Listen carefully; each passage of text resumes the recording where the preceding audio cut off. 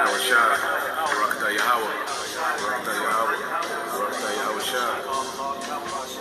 27.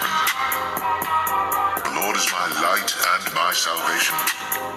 Whom shall I fear? The Lord is the strength of my life.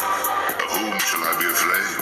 When the wicked, even mine enemies and my foes, came upon me to eat up my flesh, they stumbled and fell. Though an host should encamp against me, my heart shall not fear. Though war should rise against me, in this will I be confident. One thing have I desired of the Lord, that will I seek after, that I may dwell in the house of the Lord all the days of my life, to behold the beauty of the Lord, and to inquire in his temple. For in the time of trouble he shall hide me in his pavilion. In the secret of his tabernacle shall he hide me. He shall set me up upon a rock. And now shall mine head be lifted up above mine enemies round about me. Therefore will I offer in his tabernacle sacrifices of joy. I will sing, yea, I will sing praises unto the Lord. Hear, O Lord, when I cry with my voice. Have mercy also upon me, and answer me. When thou saidst, seek ye my face, my heart said unto thee, thy face, Lord, will I seek. Hide not thy face far from me. Put not thy servant away in anger. Thou hast been my help. Leave me not, neither forsake me, O God of my salvation. When my father and my mother forsake me, then the Lord will take me up. Teach me thy way, O Lord, and lead me in a plain path because of mine enemies. Deliver me not over unto the will of mine enemies, for false witnesses are risen up against me, and such as breathe out cruelty. I had fainted, unless I had believed to see the goodness of the Lord in the land of the living. Wait on the Lord, be of good courage, and he shall strengthen thine heart. Wait, I say, on the Lord.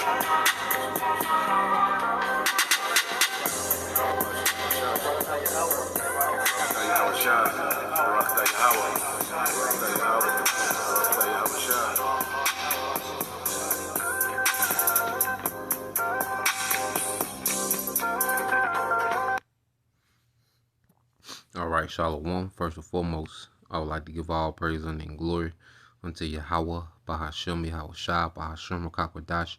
Double honors unto the apostles and the elders of GMS who rule well, teach well, being great examples to his younger brothers, and peace and blessings and salutation to the hopeful elect out there pushing his word in truth and in sincerity across the four winds in the name of Yahweh, Bahashem, Yahweh Shai.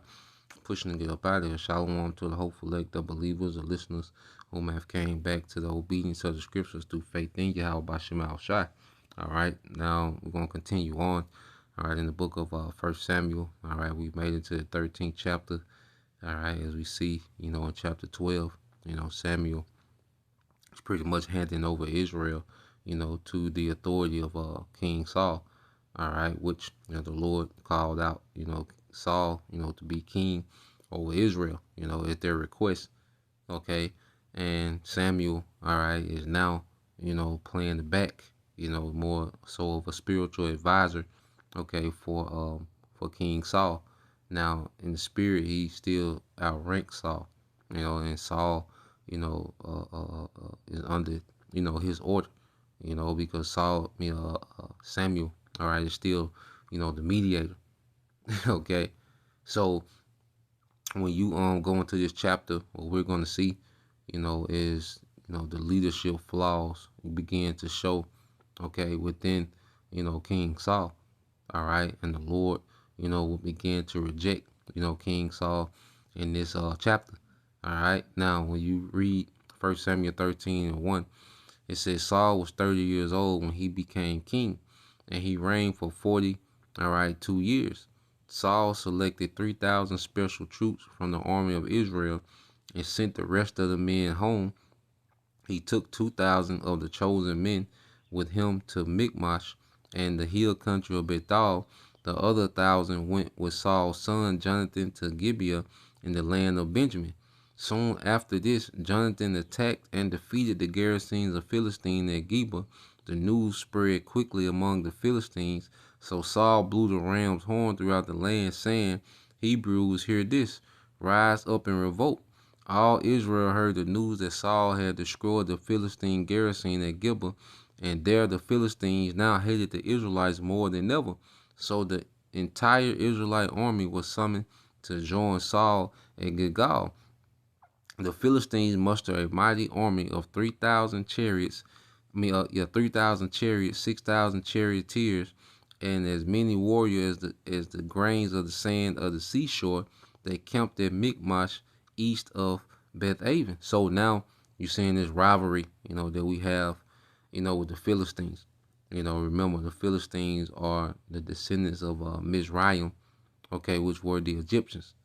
Okay, so we have plenty of history, all right, dealing with the Philistines, all right, and you see the rivalry, that was between, especially, the Southern Kingdom and the Philistines. But so when you read into it now, the Philistines, have been defeated by Jonathan, and the troops, that was given unto Jonathan. So now the Philistines are pissed, so now their mindset is to go all out against the Israelites.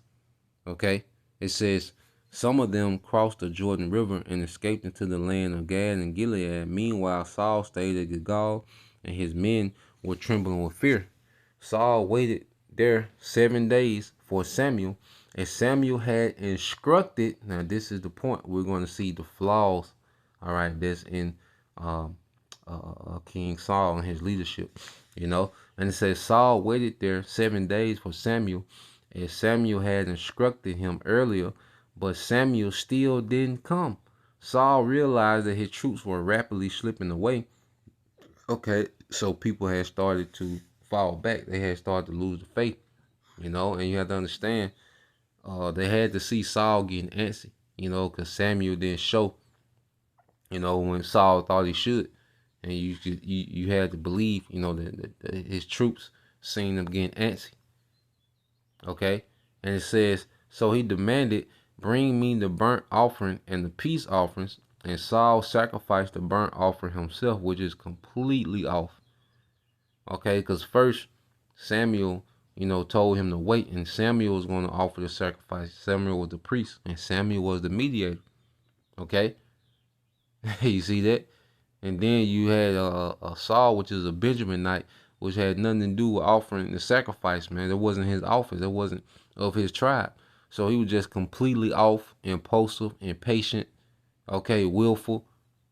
Okay, so now we're seeing, the makings, all right, of poor leadership, traits within Saul. It said, just as Saul was finishing with the burnt offering, Samuel arrived.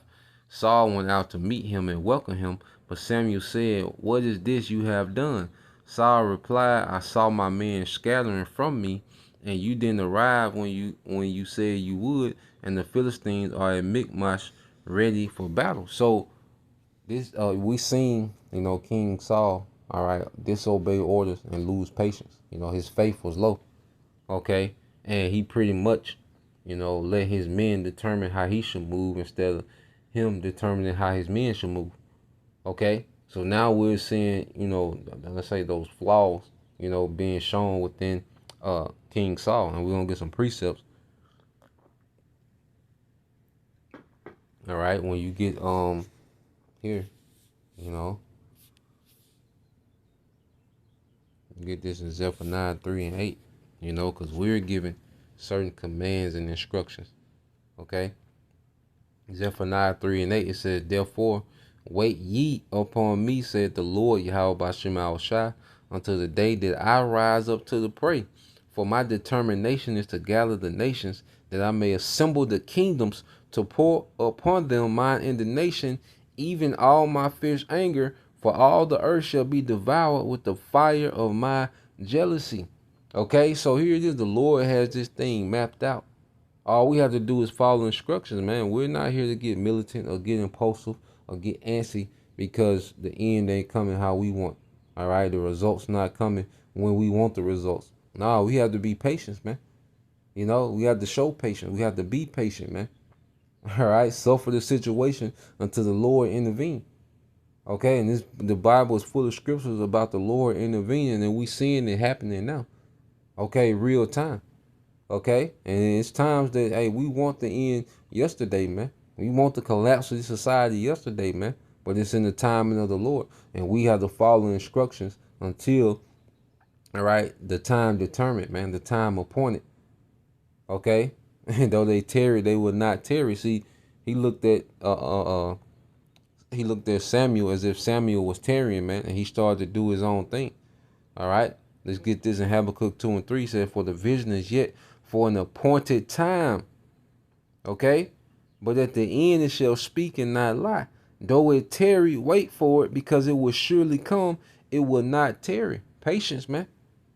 You know, we have to be patient, and while we're waiting, there's plenty of things to work on. There's plenty of things to grow in as we're waiting. Okay, on the Lord to end this thing, man. On the Lord to intervene and judge Esau, Edom, to judge the earth, man. Okay, to vindicate His elect. You see, so even though it seems like things tarry, all right, we still have to wait. That doesn't give us the green light, to start doing, side missions, man. As we see Jake get caught up in these side missions and what that has led them to, man. Okay, so we're seeing, all right, King Saul, he lost patience, man, and he let his men determine how he should move. Because even you go here, let's get an example of good leadership. When you go to, all right, the book of First Maccabees, the 4th chapter, on the Judas. Okay.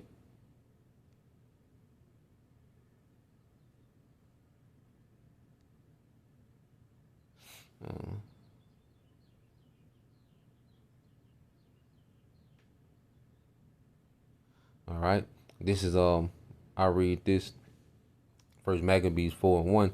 It says, then took Gorgias 5,000 footmen, all right, and 1,000 of the best horsemen, and removed out of the camp by night, to the end he might rush in upon the camp of the Jews and smite them suddenly. This is, Judas Maccabees and, the armies of Israel then, going against, all right, the Greeks, all right, the Edomites. And the men of the fortress were his guides. And it says, now when Judas heard thereof, he himself removed, and the valiant men with him, that he, all right, might smite the king's army which were at this is Emias. All right, it says, while as yet the forces were dispersed from the camp in the mean season, Gorgias by night. All right, Gorgias, it's like in the mean season came Gorgias by night into the camp of Judas, and when he found no man there, he sought them in the mountains and said, these fellows flee from us. But as soon as it was day, Judas showed himself in the plain with 3,000 men, who nevertheless had neither armor nor swords to their minds. And they saw the camp of the heathen, that it was strong and well harnessed, and compassed around about with horsemen, and there were experts of war. So Judas and his men didn't even have weapons. All right, and they're going against these trained, expert military men with the best, weaponry of their day. Okay, well, listen to the mindset of Judas, of a good leader. Okay, it says, then said Judas to the men that were with him, fear ye not their multitude, neither be ye afraid of their assault. Remember how our fathers were delivered in the Red Sea when Pharaoh pursued them with an army. Now therefore let us cry unto heaven, if peradventure the Lord will have mercy upon us, and remember the covenant of our fathers, and destroy this host before our face this day, so that all the heathen may know that there is one who delivereth and saveth Israel. Okay, so Judas immediately began to hype his men up, with the power of Yahweh Bashim al-Shah, to remind them of, look, remember, our forefathers have been in worse position than this. The Lord can deliver us. Okay, he was pretty much igniting, all right, the spirit of his men through Yahweh Bashim al-Shah, through the spirit of the Lord, man. So he was telling his men to have faith, like, we good. Don't care how many men they got and what type of, weaponry they have, man. We got the Lord. Okay, so as a good leader, Judas, was putting, okay, his people, his men in the spirit of faith, man, in the spirit of patience, man. Okay, in the spirit of being courageous in Yahweh B'Shem Al-Shai. Saul didn't do that. He got impulsive, got disobedient, showed, little faith, impatient. Okay. Well, nah, man, we're not to be that way. We have to have patience in our power, man. Okay.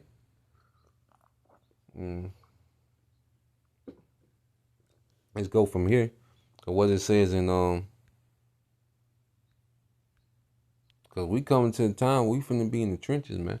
We finna be in some hell of a predicaments, man. As you see, they're trying to make, laws and statutes concerning what they call street preaching. We finna Esau finna push their propaganda, man. We finna be tried. Okay? We gonna be in some we finna be against all odds, man. And you look at it in the flesh. But in the spirits, the odds in our favor, man. Okay? When you go here, it says, my son, if thou, this is Sirach 2:1, my son, if thou come to serve the Lord, prepare thy soul for temptation, which is a trial. All right? And Saul was tried and he failed. Okay? He didn't prepare his spirit for that trial. He got impatient. He had faith. He lacked faith. Okay? It says, set thy heart aright, which is thy mind, and constantly endure, and make no haste in time of trouble. Cleave unto him, and depart not away, that thou mayest be increased at thy last end. Okay? Cleave unto him, and depart not away, that thou may be increased at thy last end, man. So King Saul, he wasn't a visionary.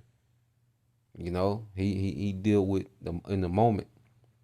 He reacted based on the moment. He couldn't see beyond the current circumstance, man. Like Judas, he seen it. That account with Judas, he seen it. Like, nah, we good.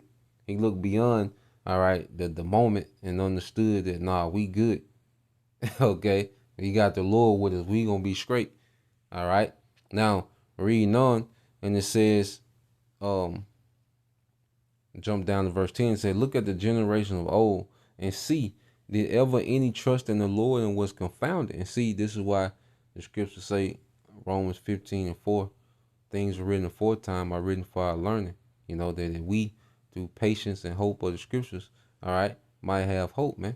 Through patience and faith in the scriptures might have hope. So as we go into these accounts, as we went into Eleazar yesterday, and we go into these accounts, man, and we see, the Lord, how he deals with our people that believed in him.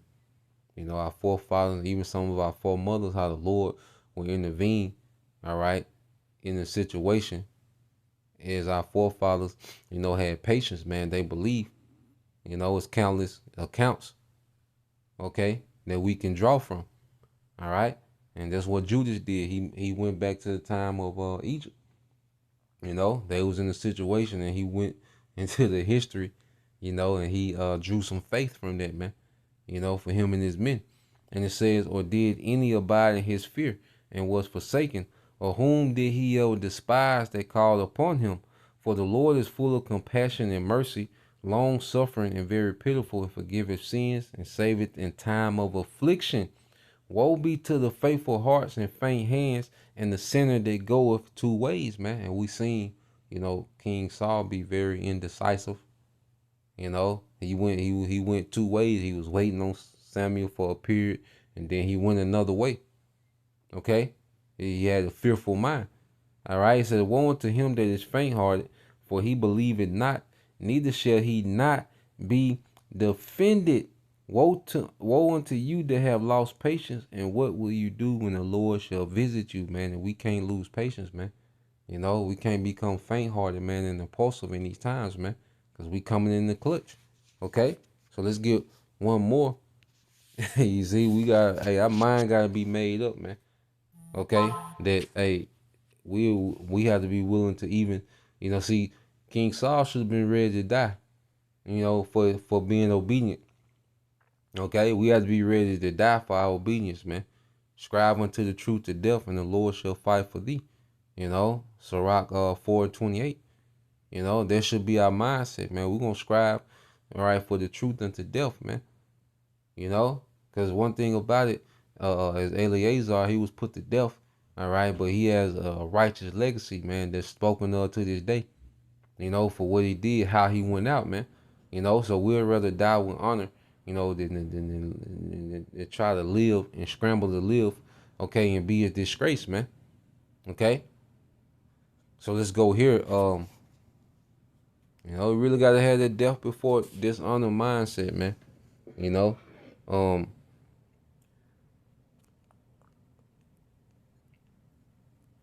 Let's go here to the book of Lamentation, chapter 3, verse 24. It said, "The Lord is my portion, saith my soul, therefore will I hope in him. The Lord, Yahweh Bashim Al-Shai, is good unto them that wait for him, to the soul that seeketh him. It is good that a man should both hope and quietly wait for the salvation of Yahweh Bashim Al-Shai," man. So it's gonna be a beautiful thing for those who wait on the Lord's salvation, man.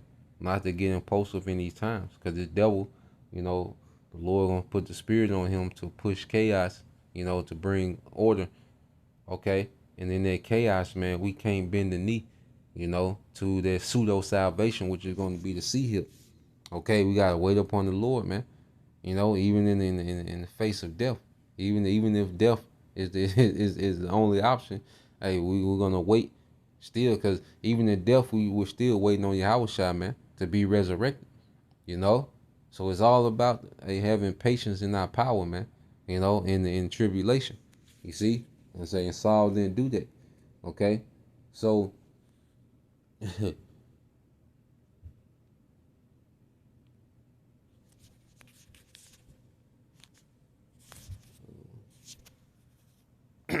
let's go here. 1 Samuel.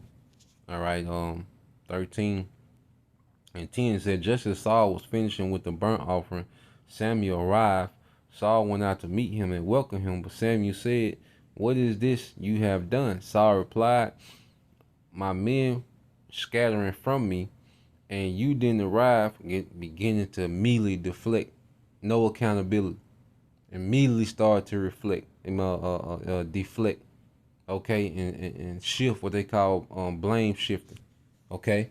I think you can look that. Let me look that up real quick. They call blame shifting.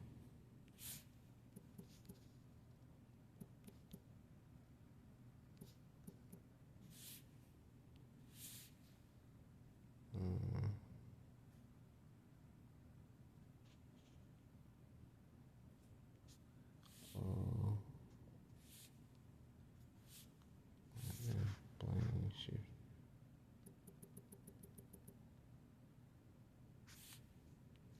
Let me see. Goddamn, let's give a simple definition, man. All right, I just get this here. It says blame shifting is when someone skirts responsibility for their actions. More specifically, that person places the responsibilities on someone else's shoulders. Okay, so we immediately see, all right, King Saul began to blame shift. Okay, and it says, "But Samuel said, 'What is this you have done?'" Back in 1 Samuel 13:11 in the NLT. Saul replied, "I saw my men scattering from me, and you didn't arrive when you said you would, and the Philistines are at Michmash ready for battle. So I said, the Philistines are ready to march against us at Gilgal, and I haven't even asked you, all right, and I haven't even asked for the Lord's help. So I felt compelled to offer the burnt offering myself before you came, being presumptuous and willful." Okay, the scriptures say a child not broken becomes willful. Okay, and we see a lot of willful men in Israel doing exactly what the hell they want to do, doing things they self. Okay, and we see where it has led to. Okay, and it's going to continue to get worse. All right. It says, "How foolish," Samuel exclaimed. "You have not kept the command of the Lord Yahweh Bashim Al-Shai, your power, gave you. Had you kept it, the Lord would have established your kingdom over Israel forever. But now your kingdom must end, for the Lord has sought out a man after his own heart." So now the Lord has rejected Saul. And what we're going to see is Saul just dwindle away. Okay, and the man that's chosen after his own heart will be, all right, King David. So now we're seeing Saul, he's done. Okay, like what he did, the Lord done with him. So now we're going to see Saul, all right, King Saul beginning to dwindle away. It said the Lord Yahweh Shemel Shai has already appointed him to be the leader of his people because ye have not kept the Lord's command. And it was always set up, all right, for King David, anyway.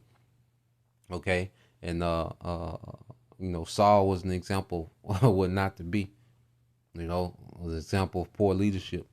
All right. And King David is going to be an example, of, how the Lord, wants, his rulers.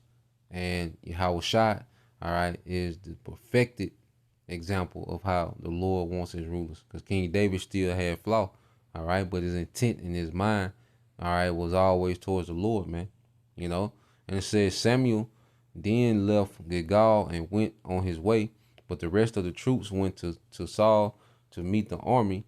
They went up from Gilgal to Gibeah in the land of Benjamin. When Saul counted the men who were still with him, he found only 600 were left.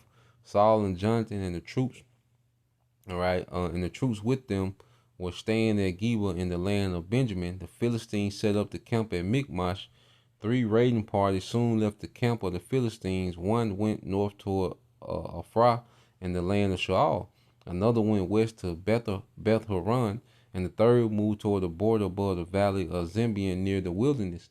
There were no blacksmiths in the land of Israel in those days. The Philistines wouldn't allow them for fear they would make swords and spears for the Hebrews. So whenever the Israelites needed to sharpen their plow, picks, all right, axes, or sickles, they had to take to them a Philistine blacksmith. The charges were as follows: 1/4 ounce of silver, all right, for sharpening a plowshare, and 1/8 of an ounce for sharpening an axe, sickle, or ox guard. And it says, so on that day of battle, none of the people in Israel had sword or spear except for Saul and Jonathan. The pass of Michmash had meanwhile been secured by the contingent of the Philistine army. So now we're seeing, Israel in a jam. They don't have no weapons, they don't have no blacksmith. Okay. And you're going to see, traits of good leadership in the next chapter, dealing with, Jonathan, the son of Saul, which, hey, we believe he's of the elect, pretty much King David's, best friend, so now you're going to see Jonathan, all right, come on the scene, so that was the point, just wanted to get into that, dealing with chapter 13. So Lord we'll just keep it going, on to, the rest of the book of 1 Samuel. Lord will you brothers and you sisters edified. Till next time I say Shalom. Going Yashala, Abba, soon Shalom.